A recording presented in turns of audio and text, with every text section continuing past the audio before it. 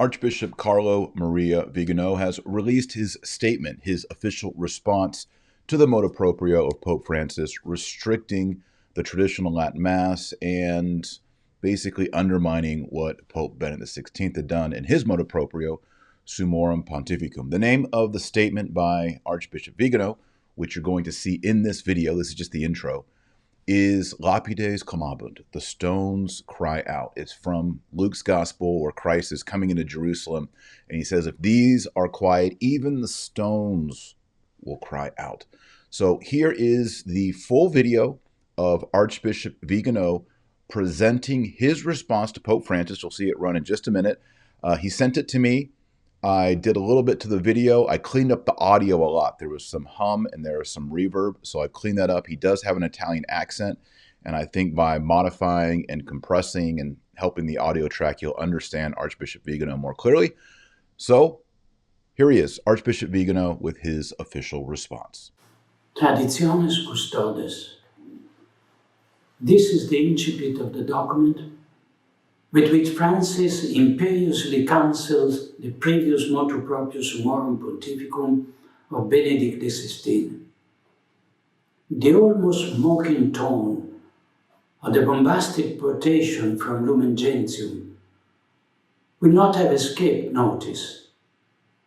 Just when Bergoglio recognizes the bishops as guardians of the tradition, he asks them to obstruct his highest and most sacred expression of prayer.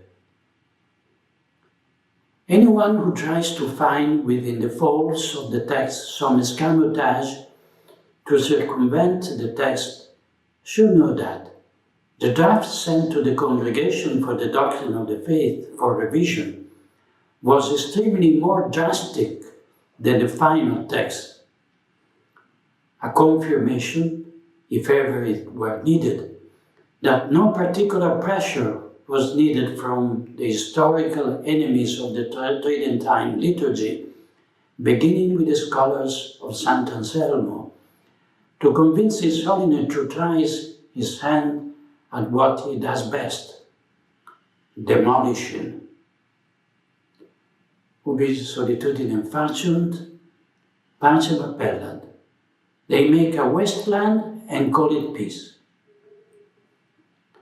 Francis has once again disavowed the pious illusion of the hermeneutic of continuity, stating that the coexistence of the Vetus and Novus Ordo is impossible because they are expression of two irreconcilable doctrinal and ecclesiological approaches.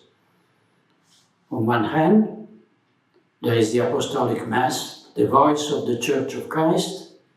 On the other, there is a Montinian Eucharistic celebration, the voice of the Conciliar Church. And this is not an accusation, however legitimate, made by those who express reservation about the Reform, Rite, and Vatican II.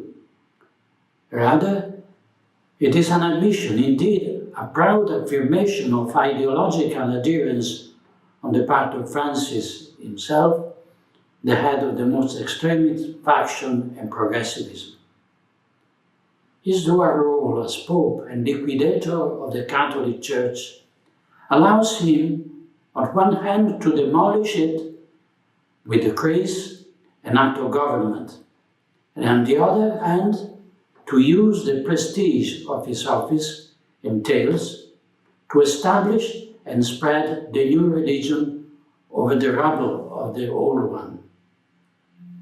It matters little if the ways in which he acts against God, against the Church, and against the Lord's flock are in stark conflict with his appeals to parousia, to dialogue, to building bridges, and not erecting walls.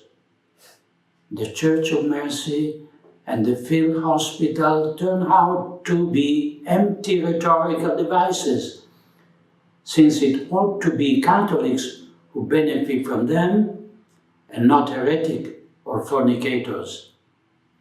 In reality, each of us is well aware that Amoris Laetitia's indulgence toward public concubinage and adulteress would hardly be imaginable to all those rigid ones against whom Bergoglio hurls his dart as soon as he has the opportunity.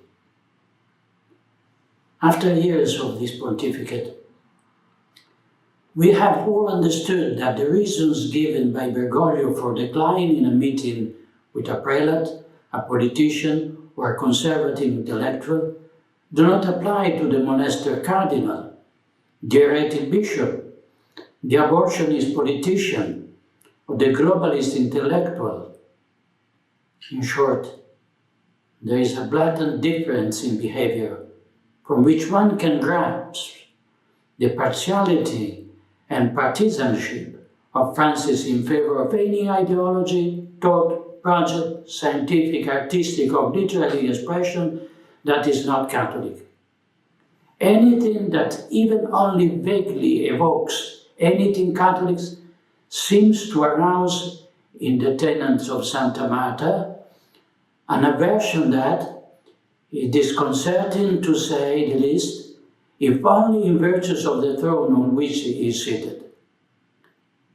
Many have noted this dissociation, this sort of bipolarity of a pope who does not believe like a pope, doesn't behave like a pope, does not speak like a pope. The problem is that we are not faced with a sort of inaction from the papacy, as could happen with a sick or very old pontiffs, but rather with a constant action that is organized and planned in a sense diametrically opposed to the very essence of the papacy. Not only does Bergoglio not condemn the errors of the present time by strongly reaffirming the truth of the Catholic faith, he has never done this, but he actively seeks to disseminate these errors, to promote them, to encourage their supporters, to spread them on the greatest possible extent, and to host events promoting them in the Vatican, simultaneously silencing those who denounced these same errors. Not only does he not punish fornicating prelates, but even promotes and defends them by lying, while he removes conservative bishop, does not hide his annoyance with the heartfelt appeals of cardinals not aligned with the new course. Not only does he not condemn abortionist politicians who proclaim themselves Catholics, but he intervenes to prevent the Episcopal Conference from pronouncing on this matter, contradicting that synodal path, which conversely allows him to use a minority of ultra-progressives to impose his will on the majority of the Synod Fathers. The one constant of this attitude, noted in his most brazen and arrogant form in Traditionis Custodes, is duplicity and lies. A duplicity that is a facade, of course, daily disavowed by positions that are anything but prudent in favor of a very specific group, which for the sake of brevity we can identify with the ideological left, indeed with this most recent evolution in a globalistic, ecologist, transhuman, and LGBTQ key. We have come to a point that even simple people with little knowledge of doctrinal issues understand that we have a non-Catholic Pope, at least in strict sense of the term. This poses some problems of a canonical nature that are not inconsiderable, which it is not up to us to solve, but which sooner or later we have to be addressed.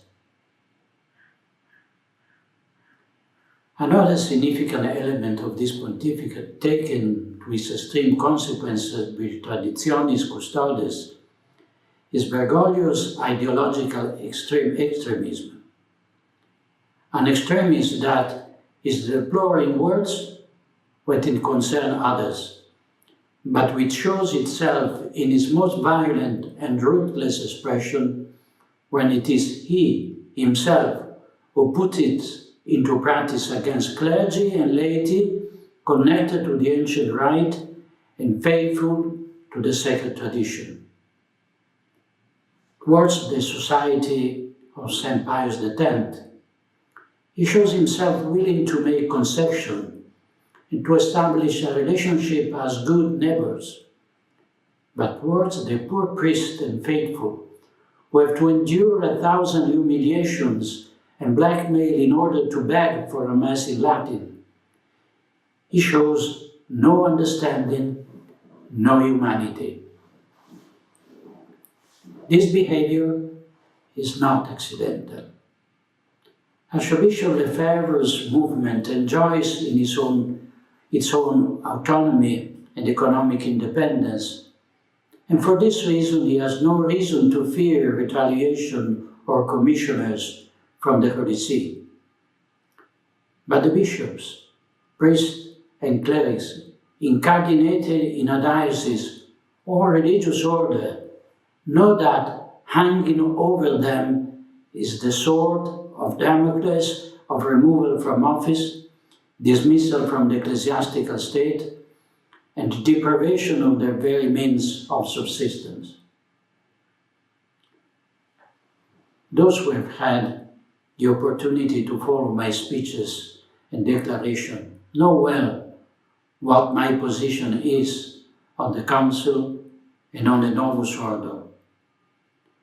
But they also know what my background is, my curriculum in the service of the Holy See, and my relatively recent awareness of the apostasy and the crisis in which we find ourselves.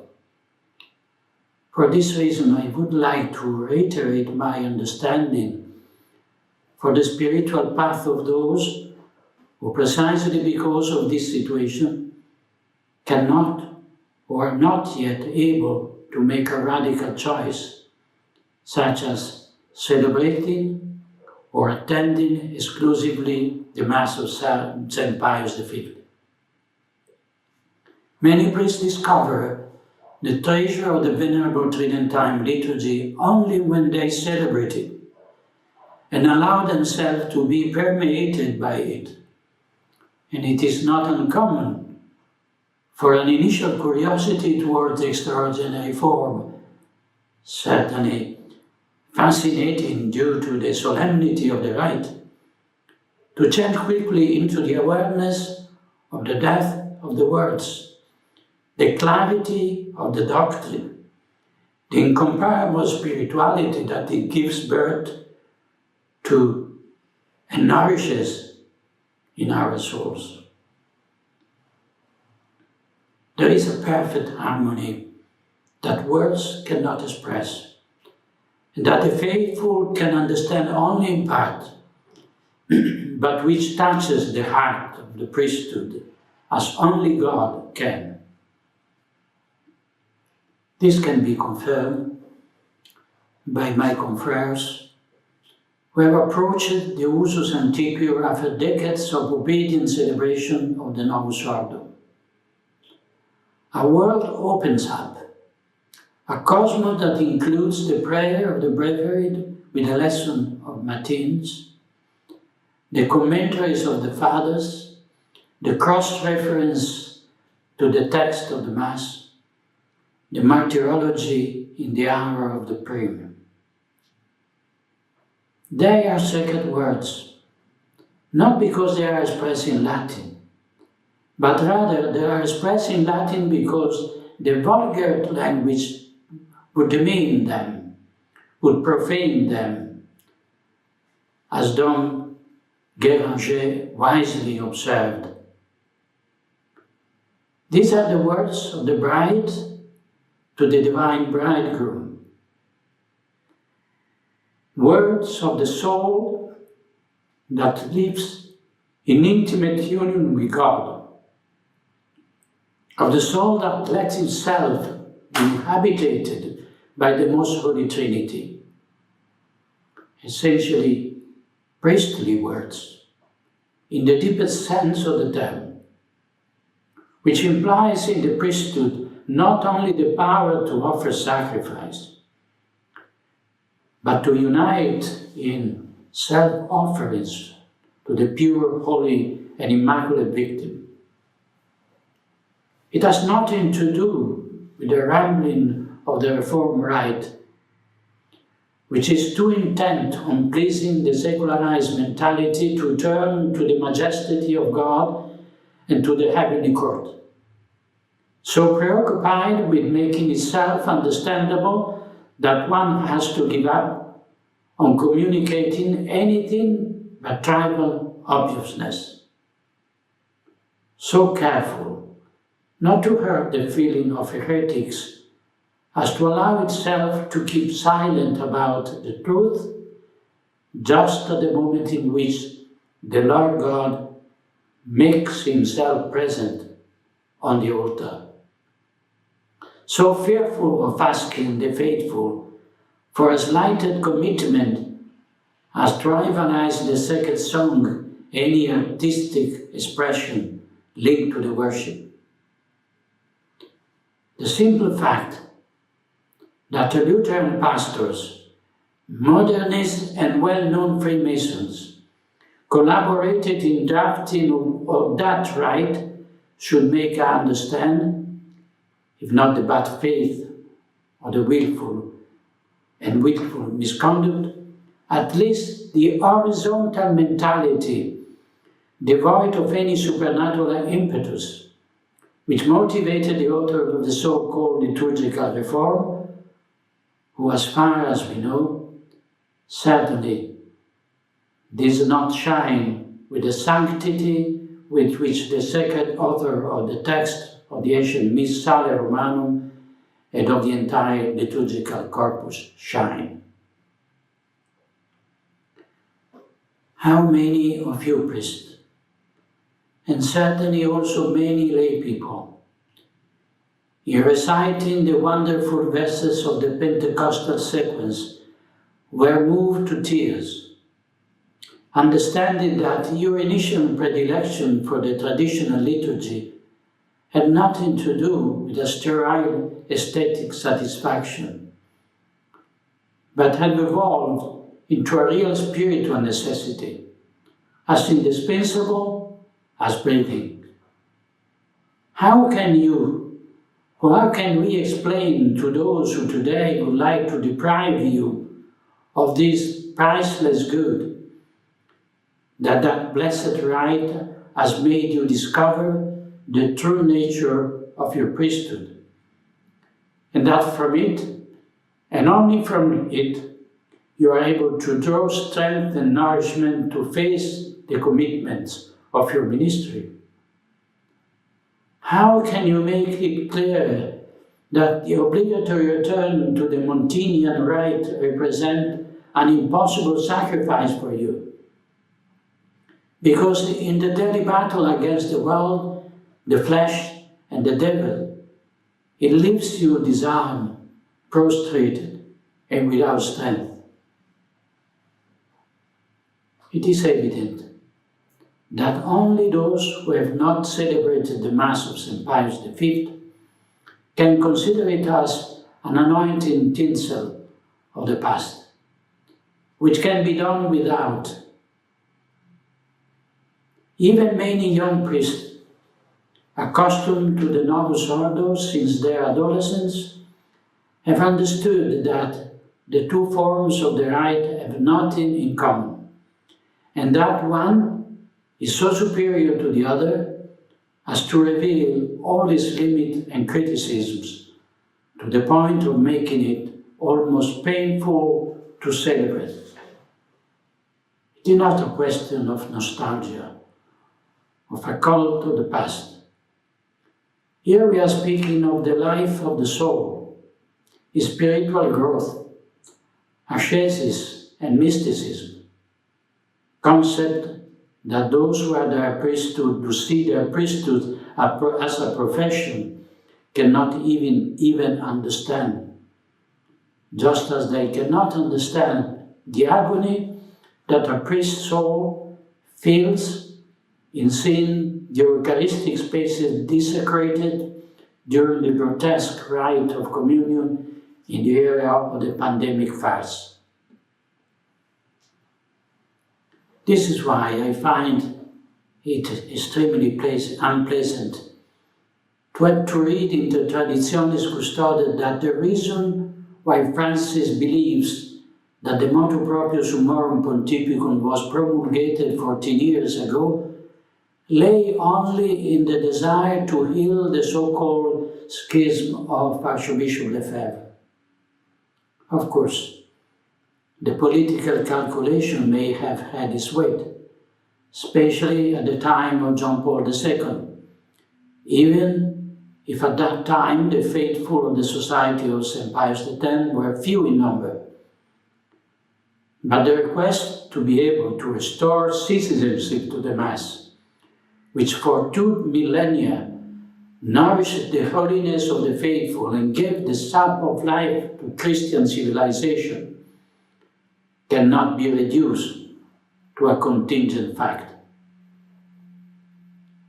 With this motu proprio, Benedict XVI restored the Roman Apostolic Mass to the Church, declaring that it had never been abolished.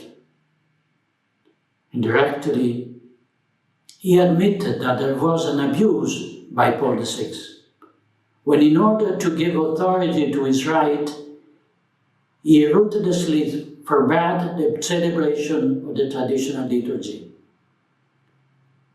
And even in that document, there may be some incongruent element, such as the coexistence of the two forms of the same rite. We can believe that this has served to allow for the diffusion of the extraordinary form without affecting the ordinary one.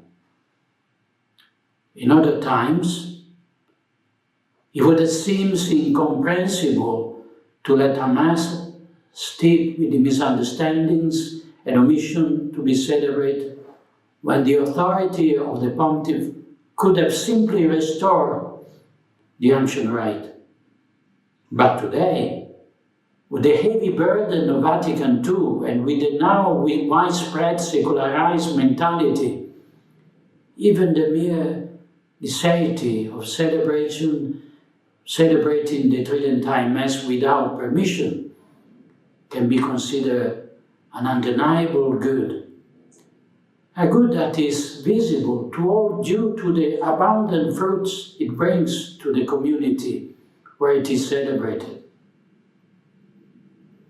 As we can also believe that it would have brought even more fruits if only Summorum Pontificum had been applied in all its point and with a spirit of true ecclesial communion.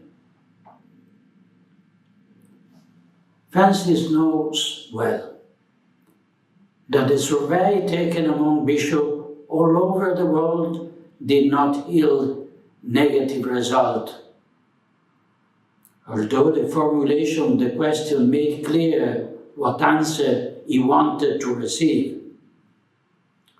That consultation was a pretext in order to make people believe that the decision he made was inevitable and the fruit of choral request from the episcopate. We all know that if Bergoglio wants to obtain a result, he does not hesitate to resort to force, lies, as sleight of hand. The event of the last synods have demonstrated this beyond all reasonable doubt, with the post-synodal exhortation draft even before the vote of the Instrumentum Laboris.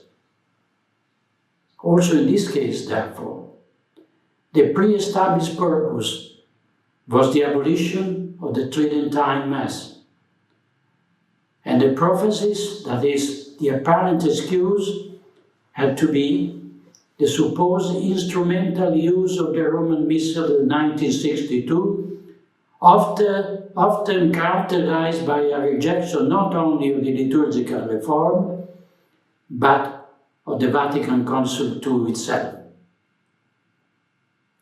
In all honesty, one can perchance accuse the Society of St. Pius X of this instrumental use, which has every right to affirm what each of us knows well, that the Mass of St. Pius V is incompatible with the post-conciliar ecclesiology and doctrine.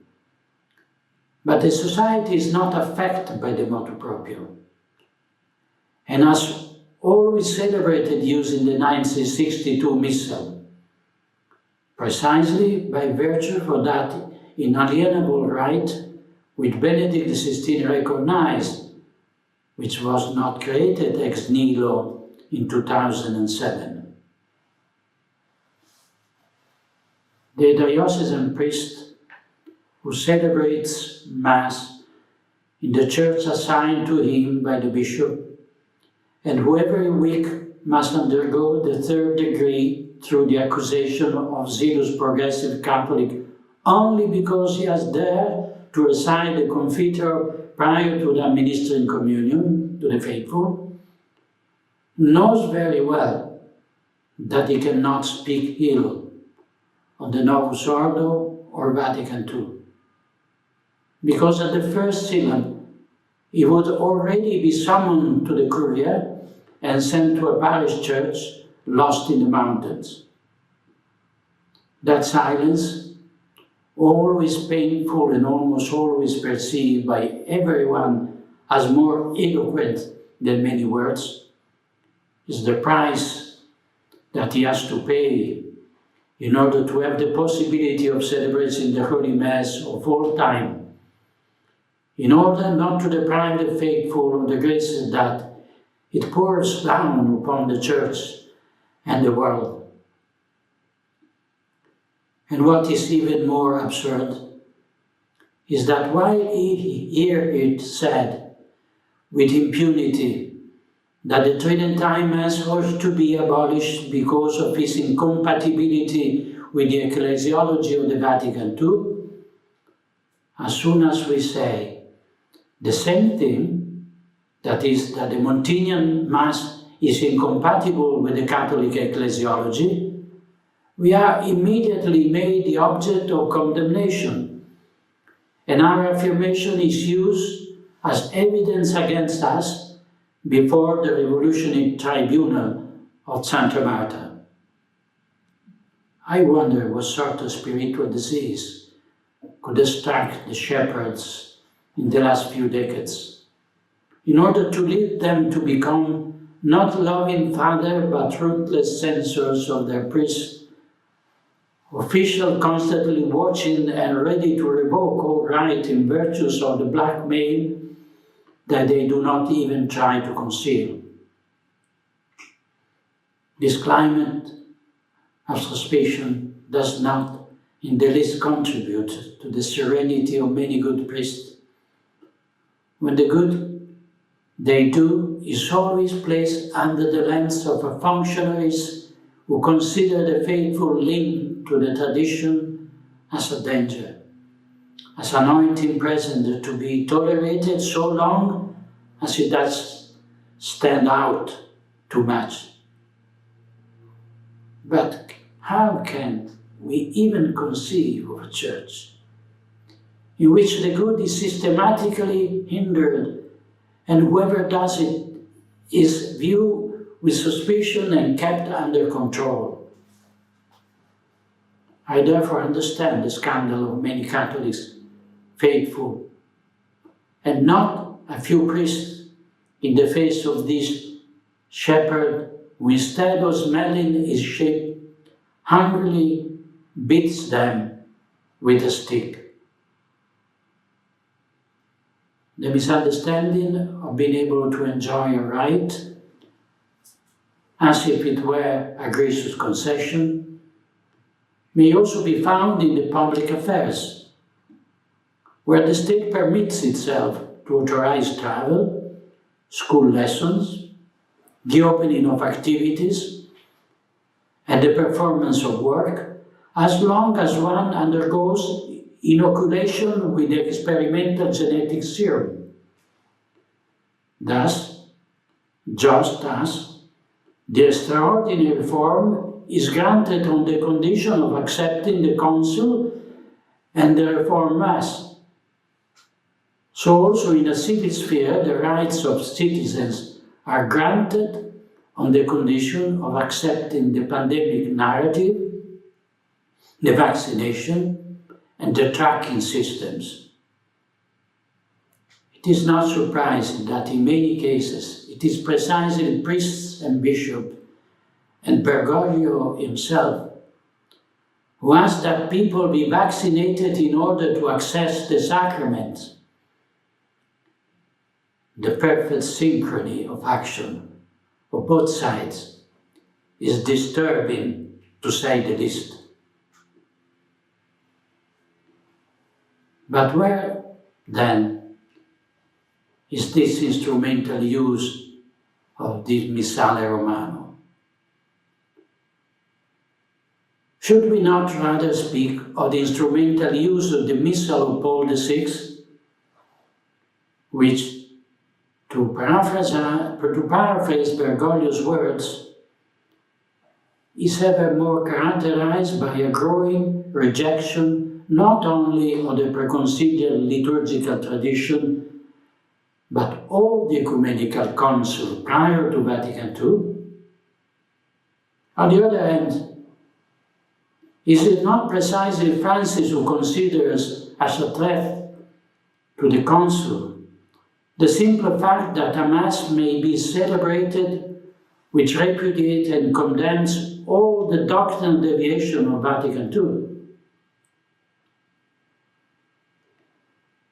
Never in the history of the Church did a council or a liturgical reform constitute a point of rupture between what came before and what came after. Never in the course of these 2 millennia have a Roman pontiffs deliberately drawn an ideological border between the church that he preceded them and the one they had to govern, cancelling and contradicting the magisterium of their predecessor. The before and after, instead, became an obsession both of those who prudently insinuated doctrinal errors behind equivocal expression, as well as of those who, with boldness of those who believe that they have won, propagated Vatican II as the 1789 of the Church, as prophetic and revolutionary event. Before 7 July 2007, in response to the spread of the traditional rite, a well-known pontifical master of ceremonies replied piquantly, "There is no going back." And yet, apparently, with Francis, one can go back on the promulgation of some Summorum Pontificum. And how? If it serves to preserve power and to prevent the good from spreading. It is a slogan which sinisterly echoes the cry of "nothing will be as it was before" of the pandemic farce. Francis' admission of an alleged division between the faithful linked to the Tridentine liturgy and those who largely out and habit or resignation have adapted to the Reformed liturgy is revealing. It does not seek to heal this division by recognizing full rights to a rite that is objectively better with respect to Montinian rite, but precisely in order to prevent the ontological superiority of the Mass of St. Pius V from becoming evident, and to prevent the criticism of the Reform rite and the doctrine it expresses from emerging, he prohibits it. He labels it as divisive. He confines it to Indian reservation, trying to limit its diffusion as much as possible so that it will disappear completely in the name of the cancel culture of which the conciliar revolution was the unfortunate forerunner. Not being able to tolerate that the Novus Ordo and the Vatican II emerged inexorably defeated by their confrontation with the Vetus Ordo and the perennial Catholic magisterium, the only solution that can be adopted is to cancel every trace of tradition, relegating it to the nostalgic refuge of some irreducible octogenarian or a clique of eccentrics, or presenting it as a pretext as the ideological manifesto of a minority of fundamentalists. Or one, on the other hand, constructing a media version consistent with the system to be repeated ad nauseam in order to indoctrinate the masses is the recurring element not only in the ecclesiastical sphere, but also in the political and civil sphere, so that it appears with disconcerting evidence that the deep church and the deep state are nothing other than two parallel tracks which run in the same direction and have as their final destination the New World Order, with its religion and its prophet. The division is there, obviously, but it does not come from good Catholics and clergy who remain faithful to the doctrine of all time, but rather from those who have replaced orthodoxy with heresy and the holy sacrifice with a fraternal agape. That division is not new today, but dates back to the 60s, when the spirit of the council openness to the world and interreligious dialogue turned 2,000 years of Catholicity into a straw and revolutioned the entire ecclesial body, persecuting and ostracizing the refractory. Yet, that division, accomplished by bringing doctrine and liturgical confusion into the heart of the Church, it does not seem so deplorable then. Why today, in full apostasy, they are paradoxically considered divisive, who ask not for explicit condemnation of Vatican II and Novus Ordo, but simply the tolerance of the Mass in the extraordinary form, in the name of the much vaunted polyedric pluralism. Significantly, even in the civilized world, the protection of minority is valid only when they serve to demolish traditional society, while such protection is ignored when it would guarantee the legitimate rights of honest citizens. It has become clear that under the pretext of the protection of minorities, the only intention was to weaken the majority of the good, while now that the majority is made up by those who are corrupt, the minority of the good can be crushed without mercy. Recent history does not lack illuminated precedent in this regard. In my opinion, it is not so much this or that point of the motu proprio that is disconcerting. but rather its overall tyrannical nature, accompanied by a substantial falsity of arguments put forward to justify the decision imposed. Scandal is also given by the abuse of power, by an authority that has its own raison d'etre, not in impeding or limiting the graces that are bestowed on its adherent through the Church, but rather in promoting those graces. Not in taking away glory from divine majesty with a right that winks to the Protestants, but rather in rendering that glory perfectly.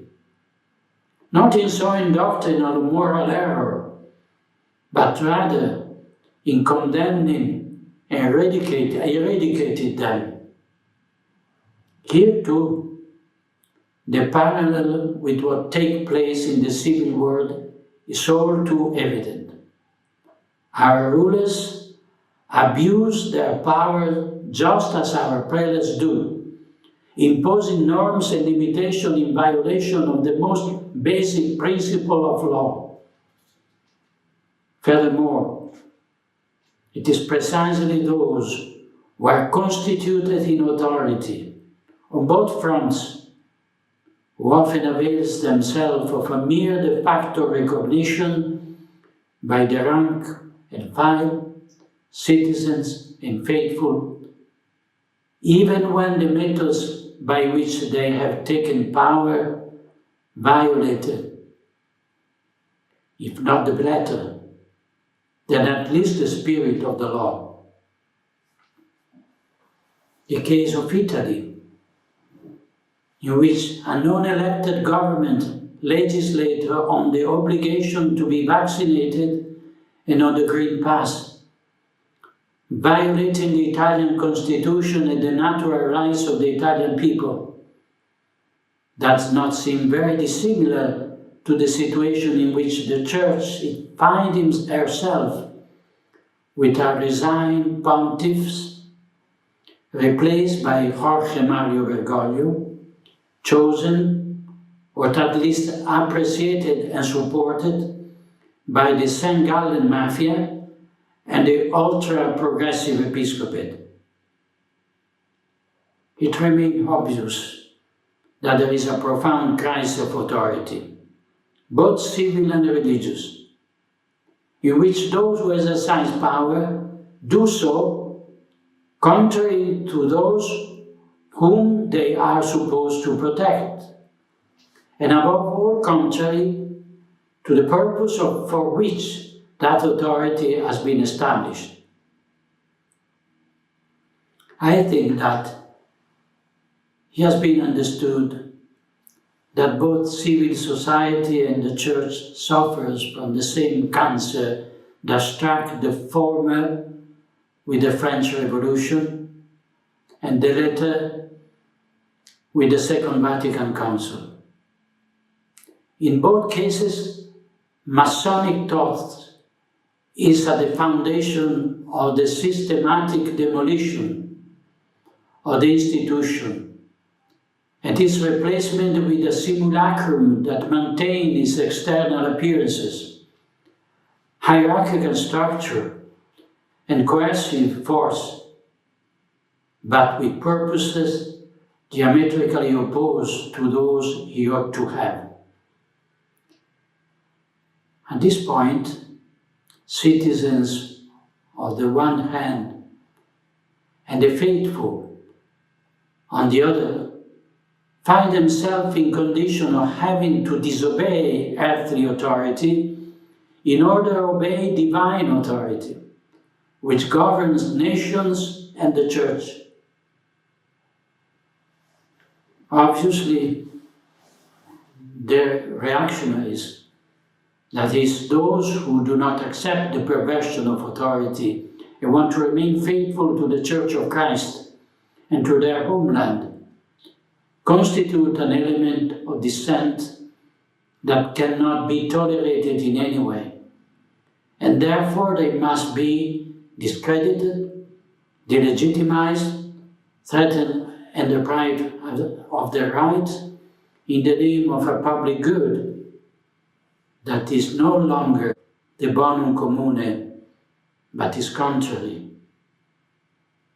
Whether accused of conspiracy theories, traditionalism, or fundamentalism, these few survivors of a world that they wanted to make disappear constitutes a threat to the accomplishment of the global plan, just as the most crucial moment of its realization. This is why power is reacting in such an open, brazen, and violent way. The evidence of the fraud risks being understood by a greater number of people, or bringing them together in organized resistance, or breaking down the wall of silence and ferocious censorship imposed by the mainstream media. We can therefore understand the violence of the reaction of authority and prepare ourselves for a strong and determined opposition, continuing to avail ourselves to those rights that have been abusively and illicitly denied us. Of course, we may find ourselves having to exercise those rights in an incomplete way, when you are denied the opportunity to travel, if we do not have our green pass, or if the bishop prohibits us from celebrating the Mass on full time in a church in his diocese. But our resistance to abuses of authority will still be able to count on the graces that the Lord will not cease to grant us. In particular, the virtue of fortitude that is so indispensable in times of tyranny. If on the one hand, we can see how the persecution of dissenters is well organized and planned, on the other hand, we cannot fail to recognize the fragmentation of the opposition. Bergoglio knows well that every movement of dissent must be silenced, above all by creating internal division and isolating priests and the faithful. A fruitful and fraternal collaboration between diocesan clergy, religious, and the Ecclesia Dei Institute is something it must avert, because it would permit the diffusion of the knowledge of the ancient rite, and well as precious help in the ministry. But this would mean making the Tridentine Mass a normality in the daily life of the faithful, something that is not tolerable for Francis.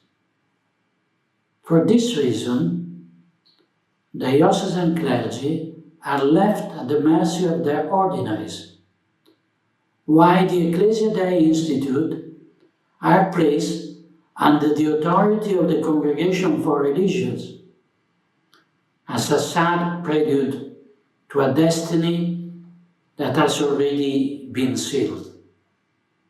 Let us not forget the fate that befell the flourishing religious orders, gifted of being blessed with numerous vocations, born and nurtured precisely thanks to the hated traditional liturgy and the faithful observance of the rule.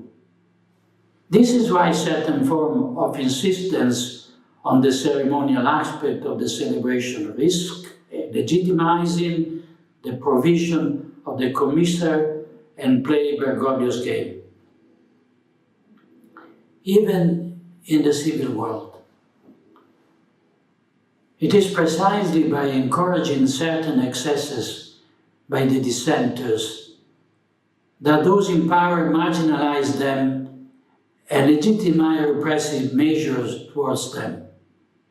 Just think of the case of the no-vax movement, and how easy it is to discredit the legitimate protest of citizens by emphasizing the eccentricities and inconsistencies of a few.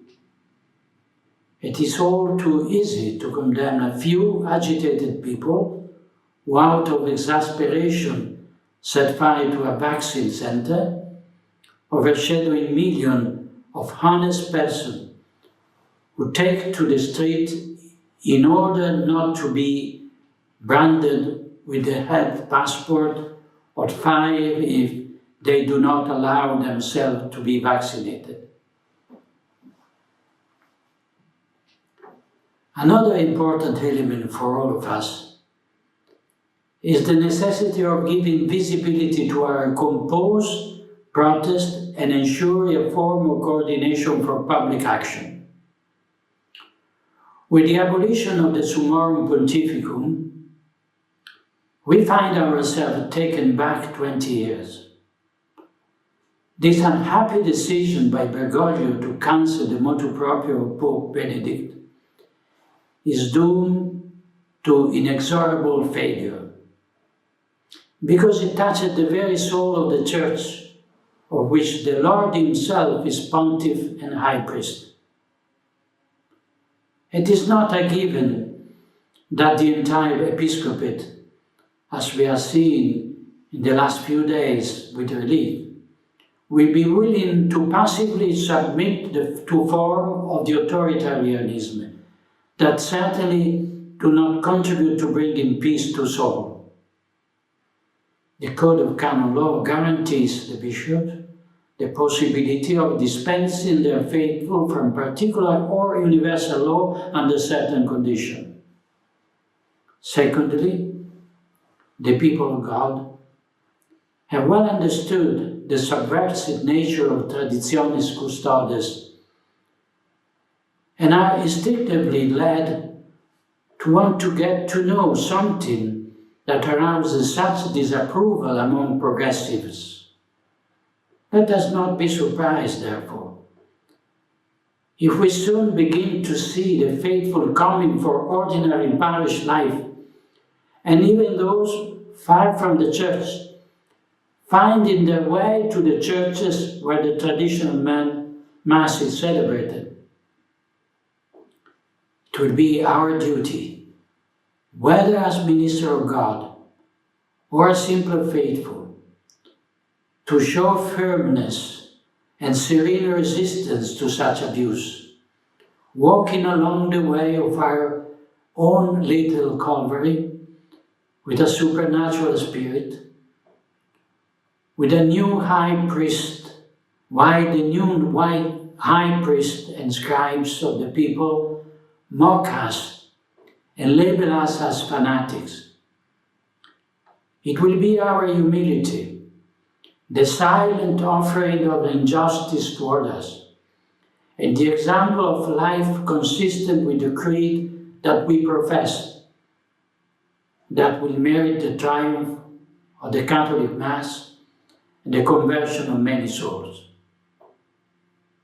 And let us remember that, since we have received much, much will be demanded of us.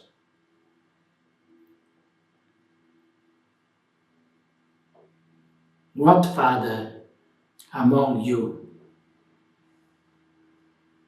if his son asks him for bread,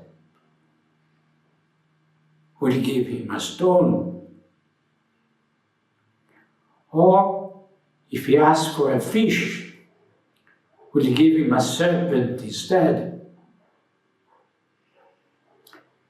Now we can understand better the meaning of these words. Considering with pain and torment of heart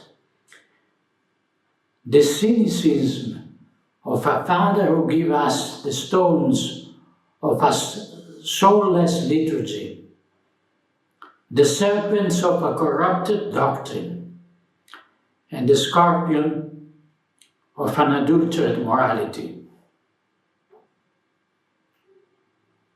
and who reaches the point of dividing the flock of the Lord between those who accept the Novus Ordo and those who want to remain faithful to the Mass of our fathers. Exactly as civil rulers are pitting the vaccinated and unvaccinated against one another. When our Lord entered Jerusalem, seated on a donkey's colt, while the crowds was spreading cloaks as he passed, the Pharisees asked him, "Master, rebuke your disciples." The Lord answered them, "I say to you, that if his teeth are silent, the stone will cry out." For 60 years, the stone of our churches have been cried out, from which the holy sacrifice has been twice proscribed. The marble of the altars, the column of the basilicas, and the soaring vaults of the cathedrals cry out as well, because those stones consecrated to the worship of the true God today are abandoned or deserted, or profaned by abhorrent rites, or transformed into parking lots or supermarkets, precisely as a result of that counsel that we insist of defending. Let us also cry out, we who are living stones of the temple of God. Let us cry out with faith to the Lord, so that he may give a voice to his disciples who today are mute, and so that the terrible theft for which the administration of the Lord's vineyard are responsible may be repaired. But in order for that theft to be repaired, it is not necessary that we show ourselves to be worthy of the treasures that have been stolen from us. Let us try to do this by our holiness of life, by giving example of the virtues, by prayer and frequent reception of the sacrament. And let us not forget that there are hundreds of good priests who still know the meaning of the sacred unction by which they have been ordained ministers of Christ and dispenser of the mystery of God. Lord deigns to descend on our altars, even when they are erected in cellars or attics. Contrariis quibuslim minime obstantibus. Anything to the contrary notwithstanding.